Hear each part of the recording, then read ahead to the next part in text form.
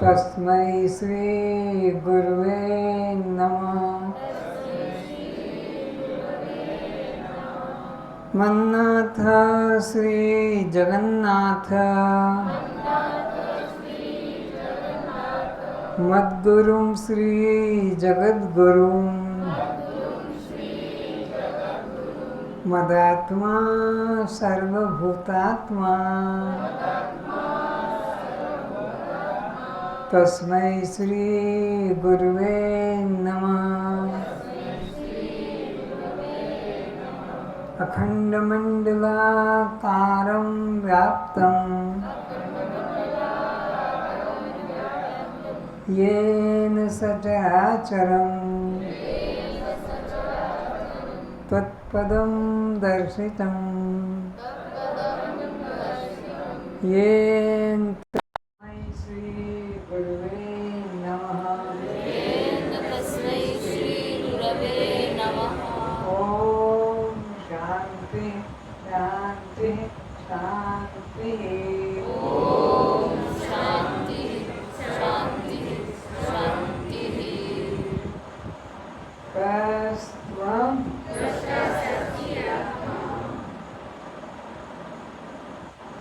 आप जड़ होना पसंद करेंगे? तुम दृश्य होना पसंद करोगे? दृष्टा तुम अनात्मा होना स्वीकार करोगे? तुम पर प्रकाश होना स्वीकार करोगे? तो जन्म मरण किसका? शरीर का, भूख प्यास किसको? प्राण को, सुख दुख किसको? मन को, बंध मोक्ष किसको? जीव को। तस्त्वं दृष्टा साक्षी आत्मा हम। अष्टावक्र जी राजा जनक को आत्मा उपदेश कर रहे हैं। जनक जी प्रश्न करते हैं, अष्टावक्र जी समाधान देते हैं। देते देते बहुत समय बीत गया तो अष्टावक्र जी ने सोचा, मैं इसकी परीक्षा तो लेकर देखूं कि ये कितना ग्रहण कर रहा है, मेरा बोलना कितना सार्थक हो रहा है कि व्यर्थ जा रहा है।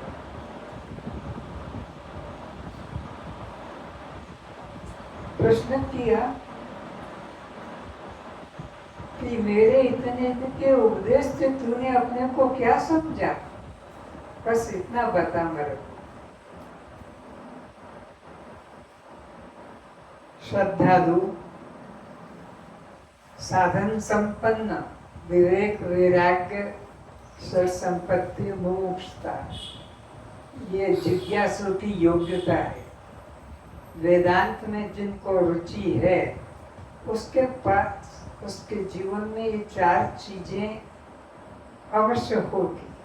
विवेक होगा जिससे वो जानता है कि कौन तो सत्य है, कौन असत्य है, कौन नित्य है, कौन अनित्य है, कौन जड़ है, कौन चैतन्य है, किसे आत्मा कहें, किसको अनात्मा कहें, किसको पर प्रकाश कहें, किसको स्वयं प्रकाश कहें। ये होना जरूरी है, तभी तो वो सार को ग्रहण करेगा, आसार का से वैराग्य हो जाएगा। और वैराग्य की भी उसके पास योग्यता देखते हैं। इस लोक से, इस संसार से, भौतिक जगत से लेके स्वर्ग, इंद्र पद, वैष्णव पद, वहां तक के भोगों की अंदर से जिज्ञासा न जगे तो वो वैराग्यवान है, तो वो मुमुक्षु है, तो वो मुक्ति का अधिकारी है। तो वेदांत ज्ञान सुनने के लिए ये अनिवार्यता है, विवेक वैराग्य संपत्ति मोक्षता। जिससे कॉलेज में प्रवेश करने के लिए हाई स्कूल मुख्य योग्यता है। अगर वो हाई स्कूल पास नहीं किया है तो वो कॉलेज में प्रवेश नहीं कर सकता। ये अधिकारिता है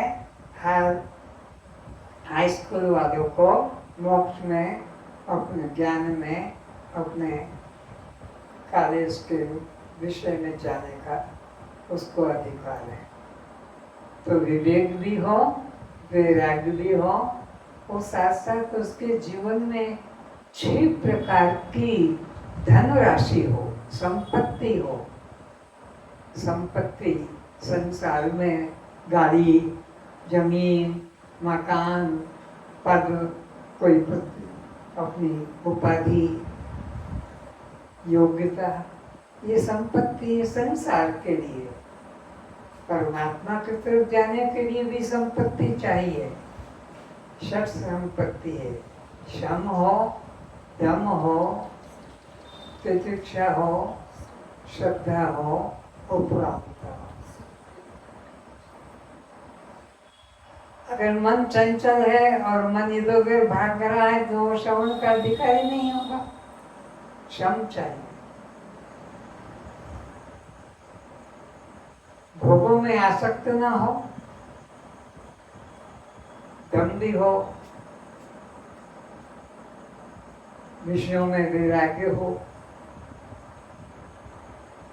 तितिक्षा हो, लोक परलोक के भोगों में आसक्ति न हो, सद्गुरु सत्य शास्त्र में अपने कल्याण का विश्वास हो, भोगों में ग्लानि हो कि ये सब भोग दुख रूप है।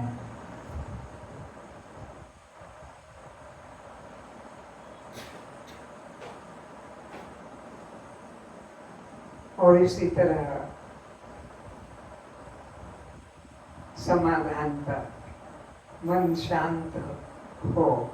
मैं ये प्रश्न करूंगा, मेरे को ये प्रश्न का उत्तर चाहिए, मेरे को मौका मिलेगा, तो ऐसा व्यक्ति श्रवण ही नहीं कर पाएगा। मन शांत स्थिर हो, सुनने में पीता जाए और मोक्ष की ही इच्छा हो, न स्वर्ग की, न वैकुंठ की, न सिद्धि की, न रोग कटने की, न कोई और चीज की इच्छा, कुछ न, केवल मोक्ष की।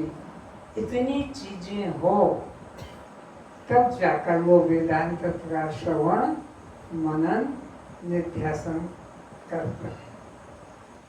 तो अष्टावक्र जी ने पूछा कि हे जनक, तूने अभी तक क्या समझा, क्या सुना, ये तो बता। मैं चिल्लाता जा रहा हूँ और तू सर हिलाता जा रहा है, लेकिन अंदर कितना गया, क्या समझा? तो जनक ने उत्तर दिया, अभी तक आपने जितना भी कहा उस सबका सार मैंने ये समझा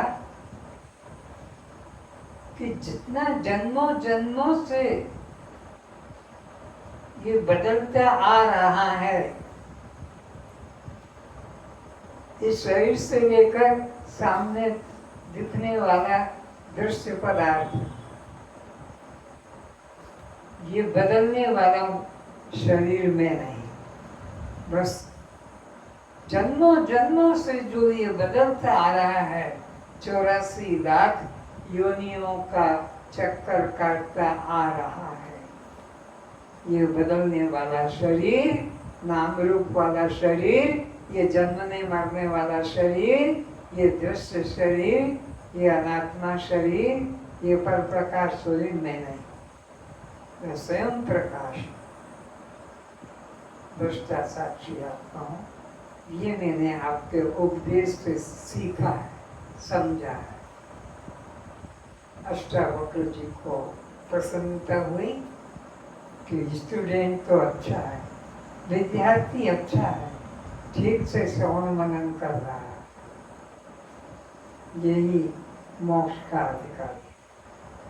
आगे क्या कहते हैं?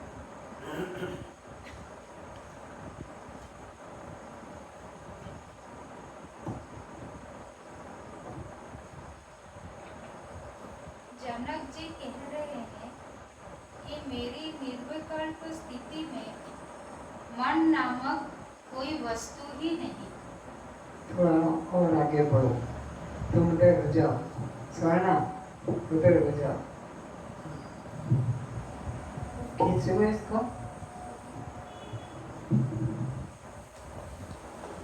है कि मेरी निर्विकल्प स्थिति में मन नामक कोई वस्तु ही नहीं।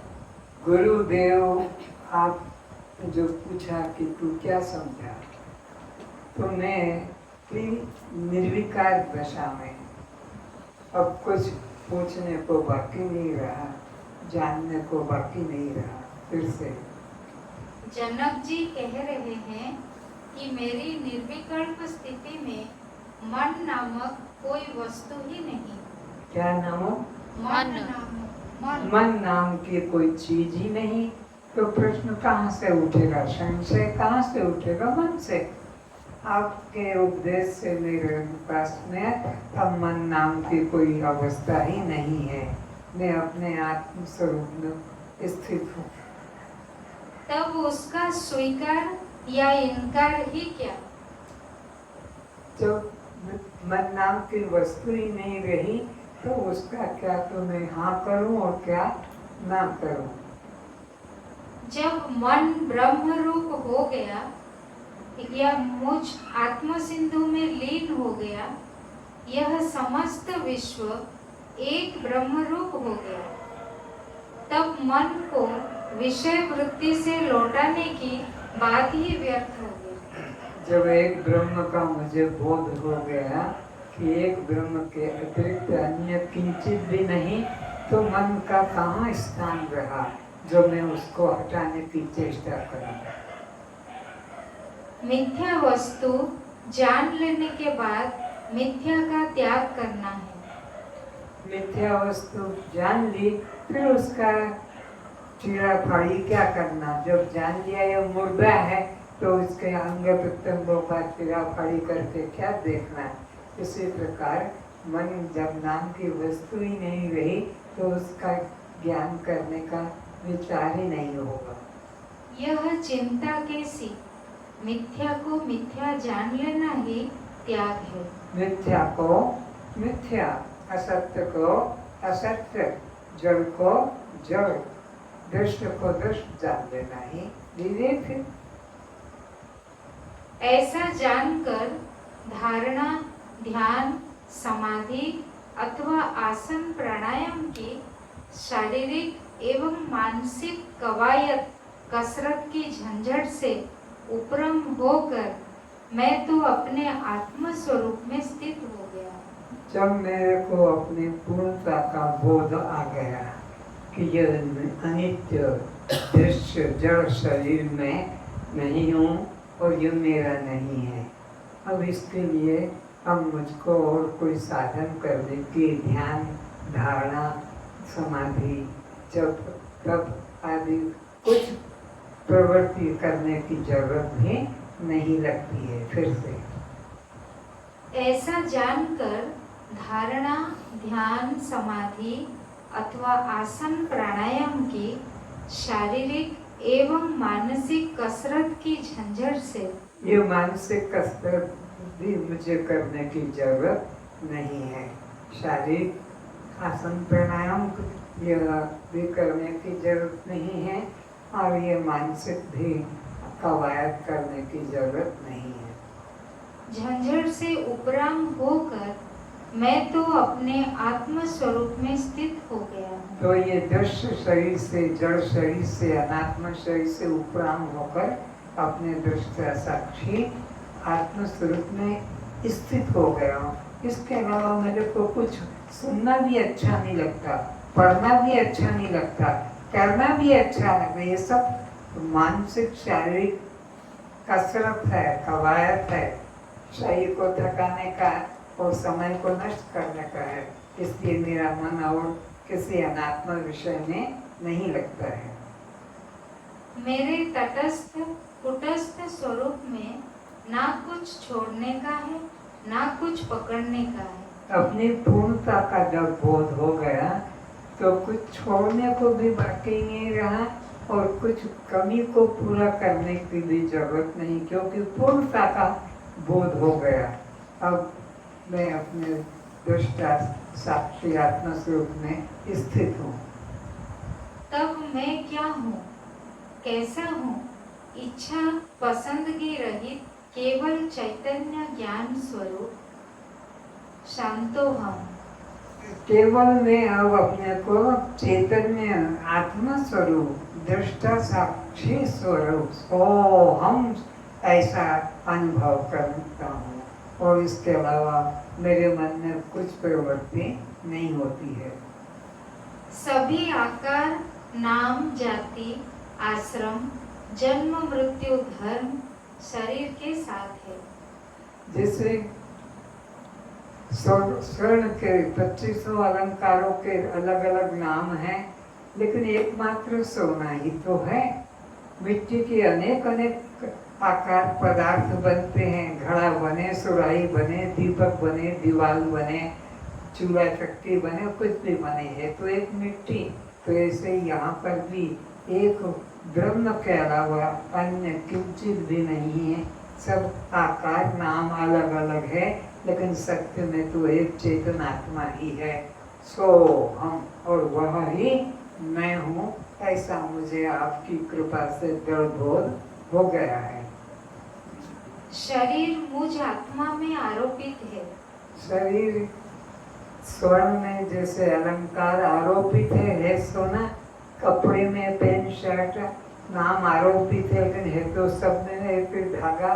सो तो इस तरह से मैं एक चैतन्य आत्मा ही हूँ, ऐसा मुझे निश्चय हो गया। मेरे ऊपर अनेक नाम रूप कल्पित आरोपित किए गए हैं। सुख दुख बंध मोक्ष यह मन के धर्म भी मुझ में अज्ञानता से आरोपित हुए थे। ये सुख और दुख, बंध और मोक्ष ये भी अज्ञानता से मुझे आत्मा में आरोपित किया गया है। आत्मा में और कुछ अन्य तत्व ही नहीं है। ये सुख दुख मन के धर्म जो हैं, काम क्रोध अंतःकरण की वृत्तियाँ, ये सब मेरे में कल्पित की गई है। वस्तुतः ये कुछ भी नहीं है। अब मैंने इन सब कल्पित मिथ्या आरोपों का त्याग कर जैसा मैं पूर्व में था वैसा ही अब बिना त्याग ग्रहण ध्यान समाधि किए अपने साक्षी आत्म स्वरूप में स्थित हो गया। फिर से अब मैंने इन सब कल्पित मिथ्या आरोपों का त्याग कर, कल्पित और मिथ्या आरोपों का तो मैंने अब त्याग कर दिया। मेरे अंदर यह सब कुछ भी नहीं रहे। अब तो जैसा मैं पहले था वैसा ही अब हो गया हूँ। जैसा मैं पूर्व में था वैसा ही अब बिना त्याग ग्रहण ध्यान समाधि किए अपने साक्षी आत्म स्वरूप में स्थित हो गया हूँ। बिना ध्यान समाधि के अपने दृष्टा साक्षी भाव में स्थित हो गया हूँ। जनक जी कहते हैं कि कर्मों का अनुष्ठान अज्ञानता से ही होता है। अज्ञानी व्यक्ति ही कर्म में रुचि रखता है, कर्म के फल में उसकी आसक्ति होती है, कर्म का फल उसको श्रेय लगता है। अज्ञानी व्यक्ति को कर्म में रुचि आसक्ति, ज्ञानी कर्म में रुचि श्रद्धा नहीं करता, ज्ञानी को आत्म चिंतन में ही श्रद्धा करता है। जिसको अपने आत्म स्वरूप का बोध जागृत नहीं हुआ है और जो अपने प्रति जाति आश्रम का देहाभिमान रखता है, जिस व्यक्ति को सद्गुरु के अभाव में ही जाति का, आश्रम का, कर्म का अहंकार होता है, लेकिन जिसको सद्गुरु की प्राप्ति हो गई अब उसके मन में जाति का, कर्म का अहंकार नहीं। अब तो वो केवल अपने दृष्टा साक्षी आत्म भाव में ही दृढ़ स्थित रहता है। उन देहाभिमानियों के लिए कर्म कर्तव्य है। अज्ञानी व्यक्तियों के लिए कर्म कर्तव्य है, लेकिन ज्ञानी के लिए कर्म कर्तव्य नहीं है। जैसे कर्मों का अनुष्ठान अज्ञान से है, इसी प्रकार उन कर्मों के त्याग का अभिमान भी अज्ञान से है। कर्म का अभिमान भी अज्ञान से ही होता है और कर्म का त्याग भी अज्ञान से ही, अभिमान से ही होता है। ज्ञानी की प्रवृत्ति और निवृत्ति में एक ही स्थिति बनी रहती है कि मैं दृष्टा साक्षी आत्मा हूँ। न प्रवृत्ति का अहंकार करता है, न निवृत्ति का अहंकार करता है। जो बंधन का कारण है, प्रवृत्ति या निवृत्ति अहंकार बंधन का ही कारण है। इस तत्व को जान मैं कर्म अकर्म के जाल से मुक्त हुआ। ज्ञानी कर्म अकर्म का जो जंगल है उससे वो अपने को अलग मुक्त अनुभव करता है। अज्ञानी कर्म उपासना के जंगल में पड़ा जीवन नष्ट कर देता है और मंजिल पर पहुंच नहीं पाता है, पुनर्जन्म को फिर पाता है इस तरह। लेकिन ज्ञानी कर्म उपासना के जंगल से सदा मुक्त रहता है। उसकी न कर्म में रुचि है, न उपासना ध्यान में रुचि है। वो तो अपने दृष्टा साक्षी भाव में ही स्थित रहता है। मैं कर्म अकर्म के जाल से मुक्त हुआ आत्म स्वरूप में स्थित हूँ। ज्ञानी किसमें स्थित है? आत्म आत्म स्वरूप में, सोहम भाव में, दृष्टा भाव में, साक्षी भाव में, चैतन्य भाव में, मुक्त के भाव में ही स्थित रहता है। जनक जी कह रहे हैं कि जीवन जब तक है तब तक कर्म का त्याग कोई भी जीवनधारी व्यक्ति नहीं कर सकता। जनक जी अपने गुरुदेव को कह रहे हैं कि देहधारी व्यक्ति जब तक जीवन है तब तक वह कर्म का त्याग कर ही नहीं सकता है। भोजन तो करना ही पड़ेगा, शयन तो करना ही पड़ेगा, वस्त्र तो धारण करना ही पड़ेगा, अपने शरीर की रक्षा के लिए मकान तो, झोपड़ी तो बनाना ही पड़ेगी, जीवन निर्वाह के लिए अन्न उत्पत्ति तो करना ही पड़ेगी। कोई भी शरीरधारी व्यक्ति कर्म का समूल नाश नहीं कर सकता। कर्म न करने से जीवन यात्रा करना भी असंभव है। जो कर्म नहीं करेगा तो जीवन निर्वाह कैसे करेगा? असंभव है। तो ज्ञानी भी हो जाने से भी अज्ञानी की तरह जीवन निर्वाह के लिए सभी कर्म करना पड़ता है जो जीवन निर्वाह के लिए जरूरी है। संसार में शरीर धारण कर आने वाले जीव को कर्म करना आवश्यक है। तो जो भी शरीर धारण करेगा उसको कर्म करना ही पड़ेगा। किंतु जो कर्म अहंकार वश किए जाते हैं वो बंधन के रूप हो जाते हैं, और जो अहंकार रहित होकर जो कर्म ज्ञानी के द्वारा होते हैं वे कर्म अज्ञानी को तो बंधन रूप है, ज्ञानी को वो बंधन रूप नहीं होते हैं।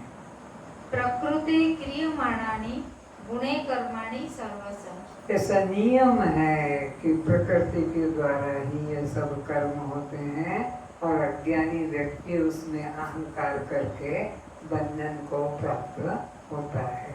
ज्ञानी प्रकृति के कर्म में कर्तापन का अहंकार नहीं करता है, इसलिए ज्ञानी को प्रकृति के कर्म अज्ञानी की तरह होने पर भी वे कर्म ज्ञानी को बंधन रूप नहीं होते हैं, क्योंकि ज्ञानी के मन में कर्तापन का अहंकार नहीं होता है। संपूर्ण कर्म सब प्रकार से प्रकृति के द्वारा किए जाते हैं, किंतु अज्ञानी व्यक्ति उन 3 गुण वाली प्रकृति द्वारा किए हुए समस्त कर्मों को मैंने किया, ऐसा जो मिथ्या अभिमान करता है वह अज्ञानी बंधन को प्राप्त करता है। किसान खेत में बीज डाल देता है, माली बगीचे में पौधे लगा देता है, समय आने पर वह खेत से अन्न और बगीचे से उसे फल पुष्प की प्राप्ति होती है। लेकिन मैंने पुष्प पैदा किया, मैंने फल पैदा किया, मैंने अन्न पैदा किया, यह अभिमान नहीं करता है। और अगर करता है तो वो मोह है, वो अज्ञानी है। प्रकृति के द्वारा ही पौधा बढ़ता है, प्रकृति के द्वारा ही पुष्प आते हैं, प्रकृति के द्वारा ही उसमें फल आते हैं, उसमें रस आता है। लेकिन मोह अज्ञानी व्यक्ति प्रकृति के कर्म को मैंने किया, मैं करता हूँ, ऐसा मिथ्या अभिमान करने से वो बंधन को प्राप्त होता है। पर ज्ञानी के मन में प्रकृति के कर्म में कर्तापन का अभिमान नहीं होता है, इसलिए वो बंधन को भी प्राप्त नहीं होता है। फिर जो कर्म का त्याग करता है वह भी अभिमान से ही होता है। अज्ञानी के द्वारा जो कर्म का त्याग होता है वो भी बंधन का ही कारण होता है। कर्तापन का चाहे ग्रहण का भाव हो कि त्याग का भाव हो, बंधन रूप होता है। कर्ता भाव सुरक्षित रहता है, कर्ता भाव बना ही रहता है, चाहे वो कर्म करे तो और कर्म न करे तो। मैं कर्म नहीं करता वो भी कर्तापन आ गया, और मैं कर्म करता हूँ वहाँ भी कर्तापन आ गया।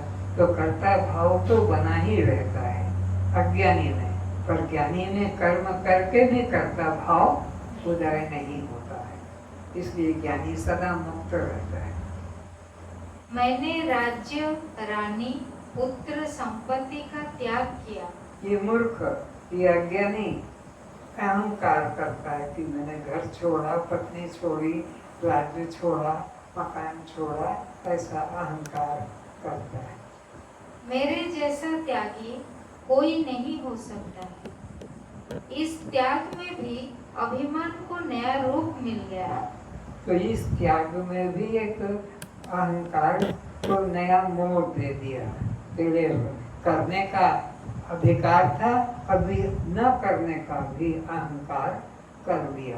पहले ग्रहण का अहंकार था, अभी त्याग का भी मन में नया अहंकार पैदा कर लिया। जैसा कि राजा शिखर ध्वज ने अपने त्याग को कुंभज मुनि के सम्मुख प्रकाशित किया था और राजा ययाति ने इंद्र के सम्मुख अपने कर्मों को प्रकाशित किया था। ये नाम है उनके जिन्होंने अपने कर्म का त्याग का अहंकार किया था। और ययाति का, कुंभज मुनि का, शिखर ध्वज का, इंद्र। जिन कर्मों में कर्तापन का अहंकार नहीं है कि मैंने यह काम किया है, वह कर्म बंधन रूप नहीं होता है। ज्ञानी को कर्म बंधन रूप नहीं होते हैं। क्यों नहीं होते हैं? क्योंकि ज्ञानी के मन में कर्तापन का, त्याग का अहंकार नहीं होता है। क्योंकि उसकी धारणा होती है कि मैं नहीं करता हूँ। अज्ञानी के मन में मैं करता हूँ का अभिमान बना रहता है। ज्ञानी के मन में मैं करता नहीं हूँ, इसका भी अभिमान नहीं रहता है। यह तो मेरे मन, इंद्रिय, प्राण व शरीर संघात के द्वारा संपन्न हुआ है। ये जो भी कर्म हो रहे हैं, ज्ञानी क्या सोचता है?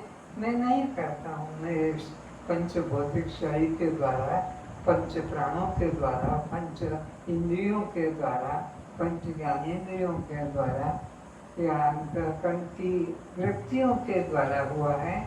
मैं इसमें से किसी भी कर्म का करता नहीं हूँ। मैं तो इसका मात्र साक्षी हूँ। मैं इन समस्त दुष्ट क्रियाओं का साक्षी हूँ। कार्य होने ना होने, सफलता असफलता से, कार्य हो कि ना हो, सफलता मिले या न मिले, पूर्ण हो या पूर्ण न हो, मैं तो इनका केवल जानने वाला, दृष्टा, साक्षी, असंग आत्मा। मेरा इससे कोई संबंध नहीं है। ये इंद्रियां कभी पटुता यानी ठीक कार्य करती है, कभी मंदता ठीक से नहीं हो पाता है, कभी कान ठीक सुनता है, कभी कान से ठीक नहीं सुनाई पड़ता, कभी आँख से ठीक दिखता है, कभी आँख से नहीं दिखाई पड़ता। इसी प्रकार वाक से भी कभी बोला जाता है कि कभी वाणी अवरुद्ध हो जाती है। मैं किसी कर्म का करता नहीं और मैं किसी कर्म का अभिमान का त्यागी भी नहीं। इस प्रकार समस्त इंद्रियां तीन स्वभाव वाली है, किंतु मैं इन तीनों स्वभाव से पृथक इनको जानने वाला साक्षी आत्मा इनसे असंग निष्क्रिय पृथक। कौन से तीन? पटुता, मंदता, अंधता। ये तीन प्रकार का इंद्रियों का स्वभाव है और मैं इन तीनों से अलग दृष्टा साक्षी आत्मा हूँ। गर्दन सीधी। मैं करता हूँ और फल का भोगता हूँ, ऐसा जिनको अपना आत्म स्वरूप के प्रति मिथ्या अभिमान नहीं है। आत्म स्वरूप के प्रति मिथ्या अभिमान नहीं है। एक अभिमान होता है सत्य अभिमान और एक होता है मिथ्या। तो मैं बोल तो रहा हूँ कि मैं तो दृष्टा साक्षी आत्मा हूँ और मेरे को मकान बनाना है, मेरी शादी होना है, बच्चे होना है इत्यादि कर्म में कर्तापन का भाव में रखता है। यानी मैं दृष्टा साक्षी आत्मा हूँ, मिथ्या अभिमान नहीं करता है। मैं करता हूँ और फल का भोगता हूँ, ऐसा जिनको अपना आत्म स्वरूप के प्रति मिथ्या अभिमान नहीं है। फिर से मैं करता हूँ, ये सब ध्यान से सुनो। मैं करता हूँ और फल भोगता हूँ। मैं करता हूँ और मैं फल भोगता हूँ, ऐसा कभी विचार मन में मत लाना। अगर लाए हो तो तुम बंधन को प्राप्त हो जाओगे और नहीं लाए तो मैं दृष्टा साक्षी आत्मा हूँ, सदा मुक्त हो, मुक्त रहोगे। ऐसा जिनको अपना आत्म स्वरूप के प्रति मिथ्या अभिमान नहीं है। आत्म स्वरूप के प्रति मिथ्या अभिमान नहीं है, यानी मैं सत्य में दृष्टा साक्षी आत्मा हूँ, ऐसा बोध हो गया है। ऐसे साक्षी भाव में स्थित ज्ञानी को समस्त प्रकार के शुभाशुभ कर्म बंधन रूप नहीं होते हैं। ऐसे ज्ञानी के द्वारा सभी प्रकार के तमोगुण, रजोगुण और सत्वगुण तीनों प्रकार के क्रियाएं होती है। होने पर भी सत्वगुण के कर्म भी उसे और रजोगुण के कर्म भी उसे और तमोगुण के कर्म से बांध नहीं पाते हैं। वो तीनों कर्म से पृथक अपने को गुणातीत अनुभव करता है। अज्ञानी व्यक्ति तो प्रत्येक ग्रहण त्याग रूप कर्म में अभिमान करता है। अज्ञानी व्यक्ति को वो प्रत्येक काम में अभिमान, श्वास लेना और छोड़ना इसमें भी अभिमान करता है, मलमूत्र के त्याग करने में भी अभिमान करता है, खान पान के अंदर भी अभिमान करते, प्रत्येक कर्म में भी वह में भाव जोड़ देता कि मैंने आगा किया, मैंने मूत्र किया, कि मैंने खाना खाया, कि मैंने पानी पिया, उसमें भी जोड़ देता है। उसकी बातचीत के अंतर्गत बताता रहता है। क्या रहता है? बातचीत के अंतर्गत यह बताता रहता है कि मैंने यह छोड़ा। वो जो भी बात करेगा उसके बताने में ये अहंकार बना रहता है कि मैंने ये किया और ये मैंने पाया। मैंने घर, कुटुंब, नौकरी, धन का त्याग किया। यह त्याग का अभिमान भी बंधन का हेतु है। वो त्याग करना है कि ग्रहण करना है, दोनों अभिमान बंधन के कारण है। और अज्ञानी को सदा इसीलिए बंधन बना रहता है कि अज्ञानी कर्म में कर्ता भाव भी करता है और अकर्ता भाव भी करता है। ज्ञानी कर्म करके न कर्ता भाव रखता है ना करता भाव रखता, ज्ञानी सदा उदासीन साक्षी भाव रखता है। यह जब तप, पूजा पाठ, यज्ञ, ध्यान, समाधि आदि साधन भी कर्ता भाव से प्रारंभ कराया जाता है।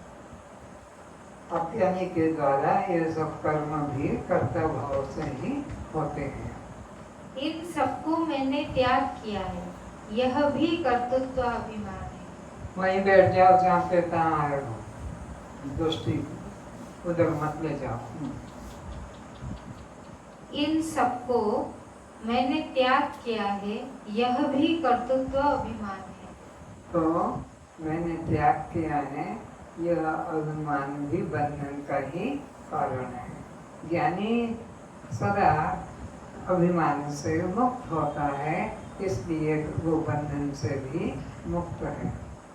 जनक जी कहते हैं, कर्म करना व न करना दोनों ही जब कर्तृत्व अभिमान से होने से बंधन का कारण बताते हैं।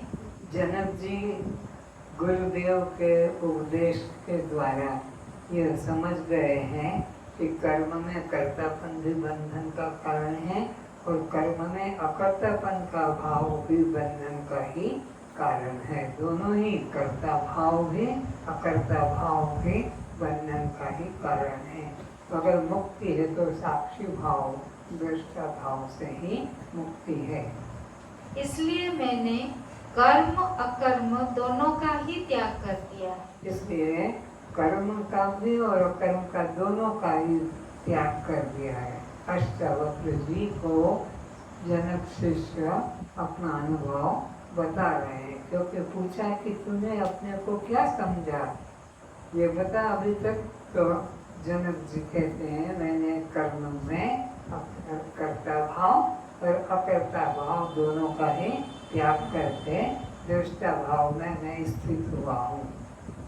कर्म हो या अकर्म, प्रवृत्ति हो या निवृत्ति, सकाम हो या निष्काम कर्म करे या कर्मों का संन्यास, सभी देह अभिमान का ही फल है। फिर से कर्म हो या अकर्म, कोई भी कर्म हो या अकर्म हो, प्रवृत्ति हो या निवृत्ति हो, सकाम हो या निष्काम कर्म करे, कर्मों का संन्यास सभी देह अभिमान का ही फल है। मैं सब अभिमान से मुक्त हो गया हूँ। अब मेरे मन में कोई प्रकार का अहंकार नहीं रहा। प्रवृत्ति में भी और निवृत्ति में भी, ग्रहण में भी और त्याग में भी।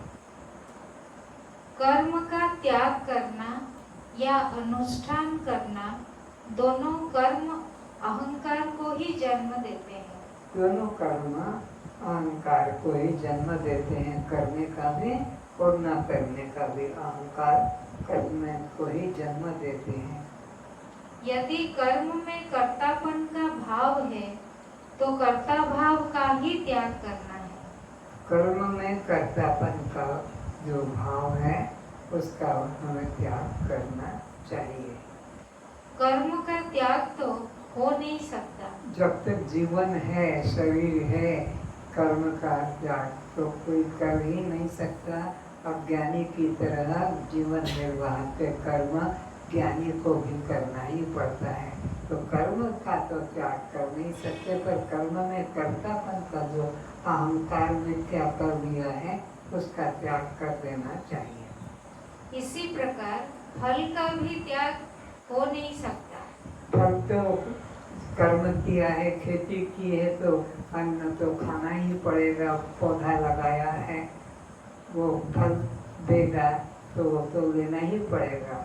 तो फल तो हमें जीवन निर्वाह के लिए लेना पड़ेगा, उसका त्याग नहीं किया जा सकता।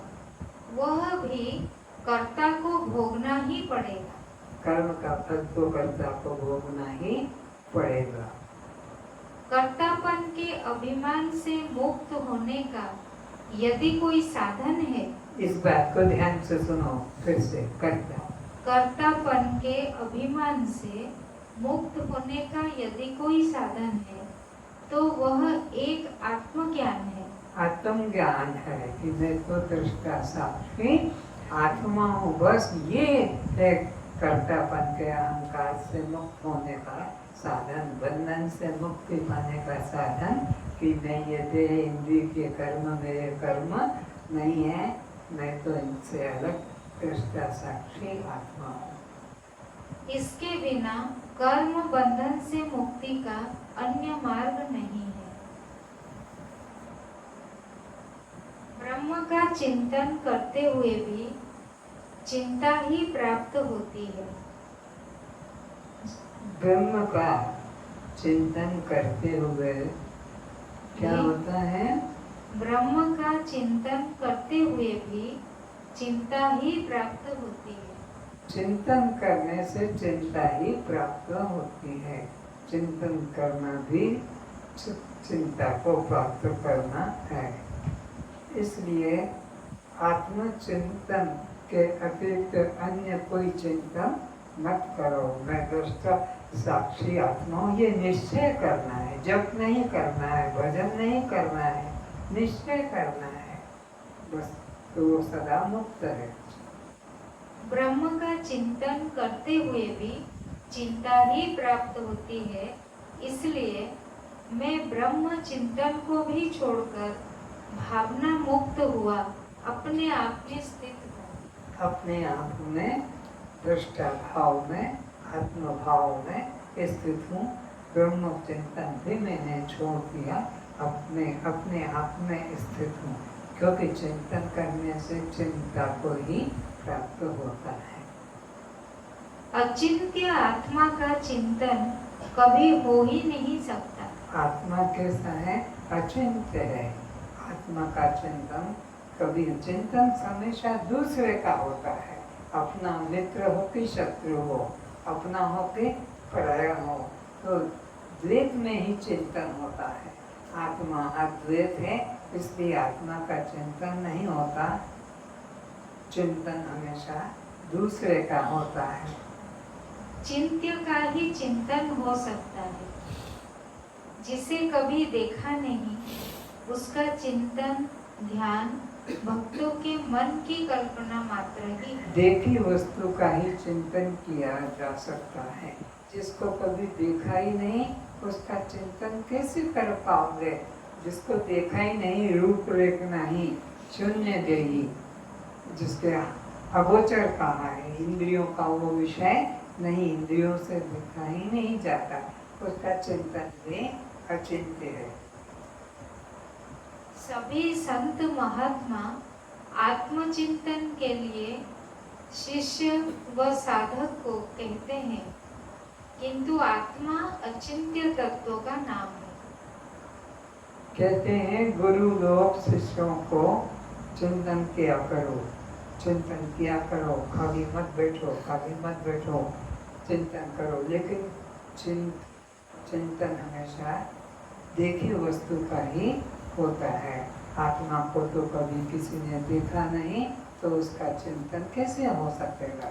चिंत का ही चिंतन होगा। जिसको इंद्रियों से देखा है कि वह धनुष वाला है, कि मुरली वाला है, कि त्रिशूल वाला है, कि दिगंबर है, कि श्वेतांबर है, कि मोटा है, कि दुबला है, देखी वस्तु का चिंतन होता है।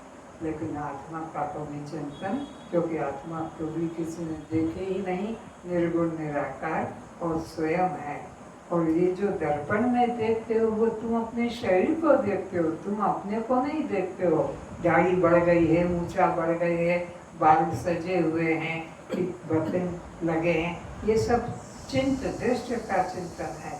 आत्मा तो अगोचर है, इंद्रियों का विषय नहीं है। अचिंत्य का चिंतन अर्थात अपने आप का चिंतन, स्वभाव का चिंतन, मैं ब्रह्म हूँ, मैं आत्मा हूँ, इसी प्रकार ही हो सकता है। पर का चिंतन अर्थात किसी आकार, नाम का चिंतन आत्मचिंतन नहीं। किसी भी आकार का, रूप का चिंतन वह साकार का चिंतन है, वह निराकार आत्मा का चिंतन नहीं है। वह पर भाव का चिंतन है। वो पर भाव का चिंतन है। आत्मा स्वभाव है, स्वभाव का चिंतन नहीं हो सकता, पर भाव का ही चिंतन होता है। आत्मा को छोड़, स्व को छोड़ से सभी पर है। आत्मा को छोड़कर, अपने को छोड़कर, स्व को छोड़कर सब पर है। पर है, मिथ्या है, माया है, नाशवान है। और पर का चिंतन, नाशवान का चिंतन बंधन का ही कारण है। प्रायः साधक भक्त नाना नाम रूप भगवान की कल्पना का चिंतन करते हैं, किंतु मानते हैं हम आत्मचिंतन करते हैं। भक्त लोग गुरु ध्यान में बिठा देते हैं और वे नाम रूप वस्तु का ही चिंतन करते हैं और वो कहते हैं कि हम तो आत्मचिंतन कर रहे हैं, पर आत्मा का तो कोई आकार ही नहीं, इसलिए उसका चिंतन नहीं हो सकता है। आज बस इतना ही। आने वाले अतिथियों की सेवा करो, प्रसाद दो।